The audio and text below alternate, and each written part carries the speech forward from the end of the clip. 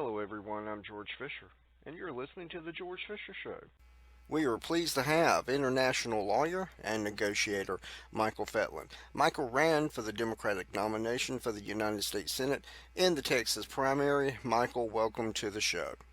I am here. Michael has a tremendous amount of foreign policy experience as an international lawyer. Michael, tell us a little bit about yourself.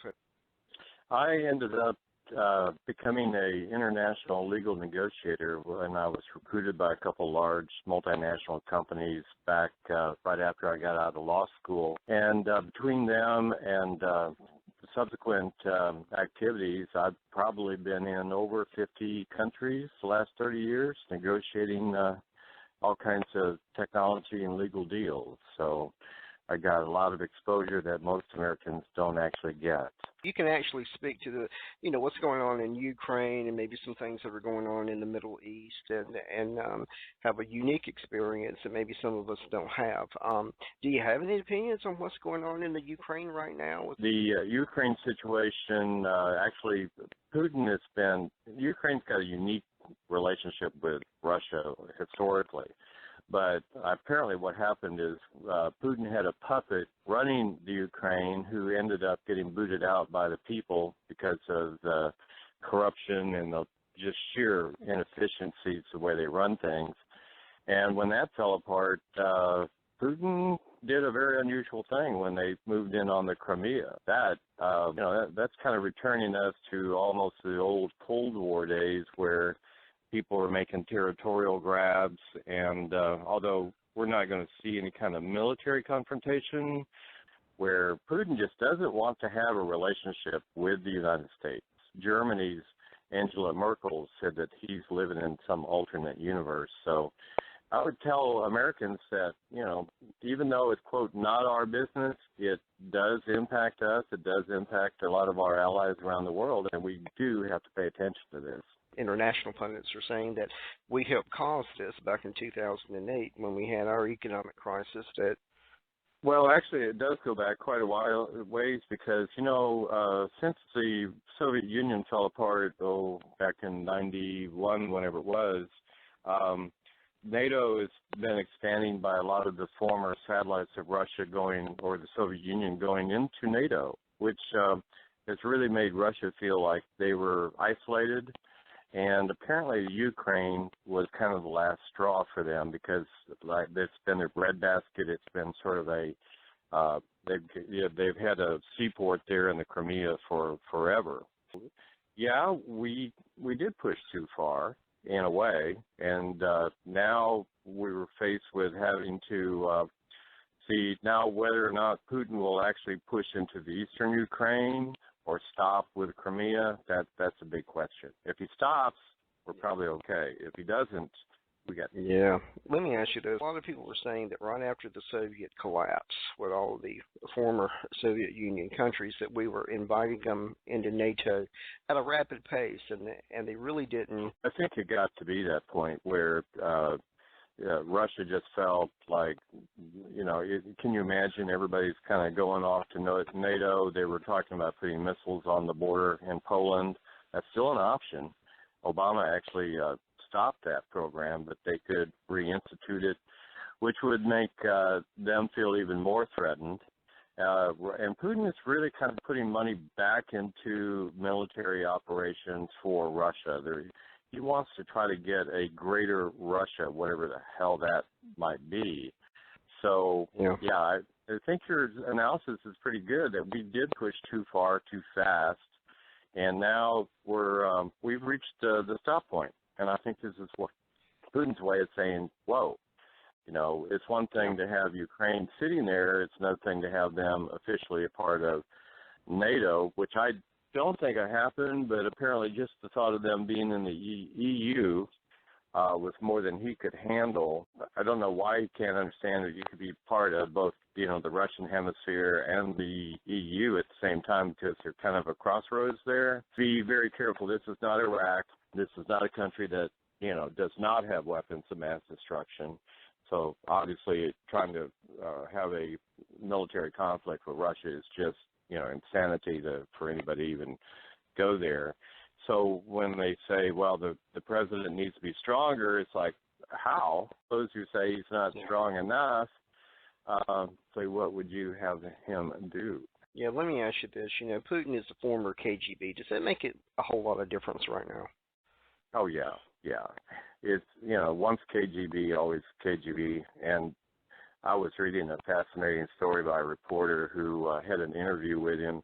And most leaders of countries love to kind of make some small talk, basically get away from the politics, all that sort of thing. Not Putin. Now, he's as serious as a heart attack, even in those situations. So he's got a long-term strategy in his mind. He's got his own. He's thinking of Russia in the military. So I don't. He's baffled George Bush, which was not hard to do. I think Obama is finding out this guy is like a snake. You got to watch him all the time. Could end up being another situation where not a hot war, but some kind of struggle of dominance. I hear on the left side a lot of Americans say, "Oh, this is that's their deal. Stay away from it." That's kind of what usually leads to a Pearl Harbor eventually, because you can't be a world leader and not be somewhat affected by what's going on halfway across the planet, because we have a lot of trade ties with Europe. We have economics involved here, the global economy. There are a lot of reasons to pay attention to this. The energy situation with Europe loses its gas supply from Russia, so they're not going to be as willing to do sanctions as we are at this point. The Russian influence as far as the Iranian nuclear, the Syrian civil war is going on, and if they don't want to play ball with us, then that can make those even more difficult to resolve. So you've seen it all happen before. There's really not a whole lot that is come our way that we don't. We seem to have the same problems and the same issues over and over again with the same countries. And what are our options, in your opinion, and what are our best options with them? Again, I remember when I wrote Better Times Ahead, April Fool.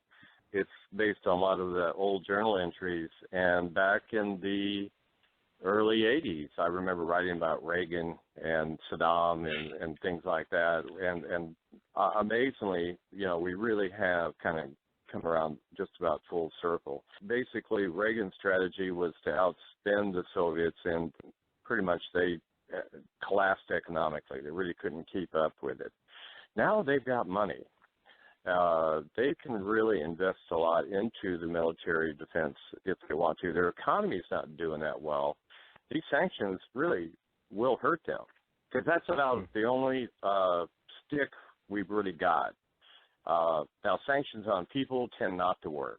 Sanctions on banks, even countries where you apply it on a kind of a national scale, yes, they've got lots of bite.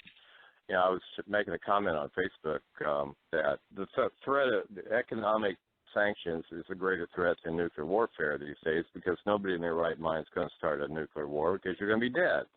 And if you're dead, you really don't care what's in your bank account anymore, right?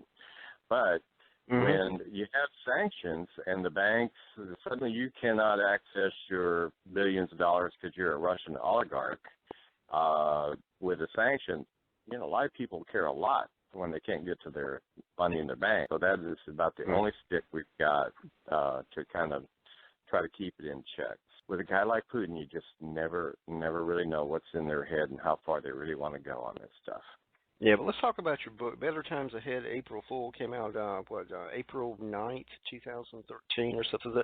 Or that's when the Kindle edition came out. You can buy it off of Amazon.com. You can buy the Kindle edition.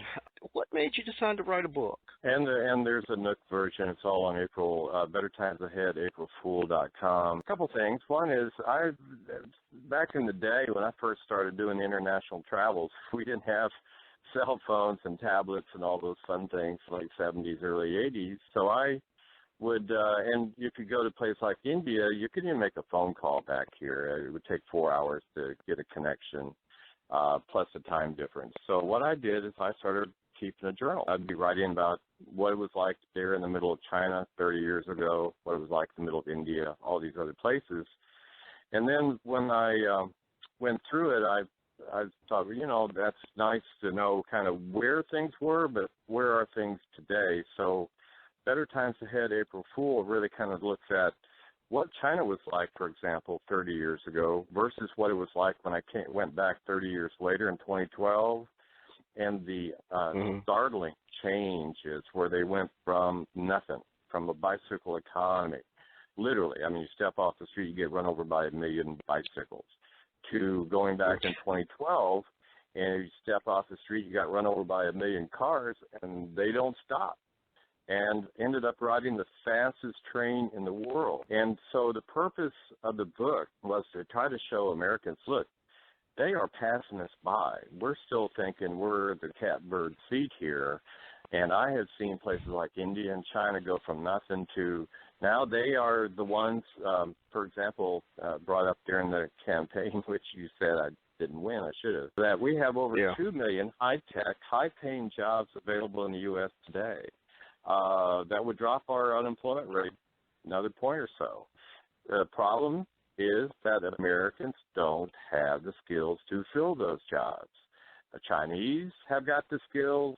Indian workers have got the skills. We don't.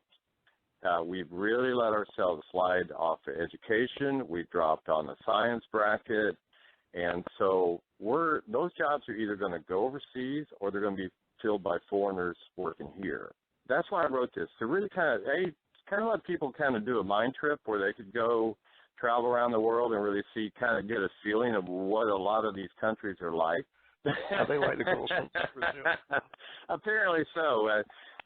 One of the journal entries I wrote, that it's the first time I've ever walked into a bar and been slapped on the rear end, turned around, and it was a woman. Came through the air and landing on our table, and I'm asking my friend, hey, Pat, what's going on here? He said, oh, well, those are just local girls, and they like to make a little extra money after work. I had the opportunity to speak and to interview back in the day Hamilton Jordan. And we talked about, the Carter administration and whatnot, and interest rates being at 18% at some point, and even more than that. And we talked about even before that day, the Nixon administration and the oil embargo and all that, and how it all came about. Of course, let me tell you, it's the first time in history that we have been backed into a corner like that we had. The Iranian embassy was taken over for, 435 days. And he said, we had that, then we had the military operation that failed, and we weren't able to get our guys out. And he said, that was the unique opportunity there that we have never seen that kind of mix, that kind of setup before. And I just want you to speak to that for a couple of minutes, because this is international foreign policy, and this is something that, we may see again. What's your opinion on that? He's actually right. I mean, we got trapped with the gas boycott, and now, true, we have become more self-sufficient in the last few years under the Obama administration than we've ever been, really, for energy, even though for years the debate is whether or not we should have an energy policy, which is pretty absurd to think about whether you should have an energy policy. It's like, of course you got to have an energy policy. How else do you plan ahead? And so we probably are not necessarily faced with that type of situation where the OPEC can totally just turn off the crank and make us pay. Due to fracking, due to a lot of the renewable energies, we're getting more and more in a position now they're talking about exporting our energy, which is another whole bizarre subject. But so I don't think that's going to be the trap. I think our trap really at this stage of the game is potential of some nutcase, whether it's a right-winger or an Islamic militant, getting that. That was part of a book that I wrote really way back that started, that never did get published, Fire Over Arabia. The whole concept was how a dictator or some rogue guy could get a high-tech weapon and use it against us. In fact, my theory was that they could use it against our government and try to wipe out our government. Between the drug lord that we were chasing in South America and a Saddam-type person, this was before the Osama bin Laden had even come onto the scene.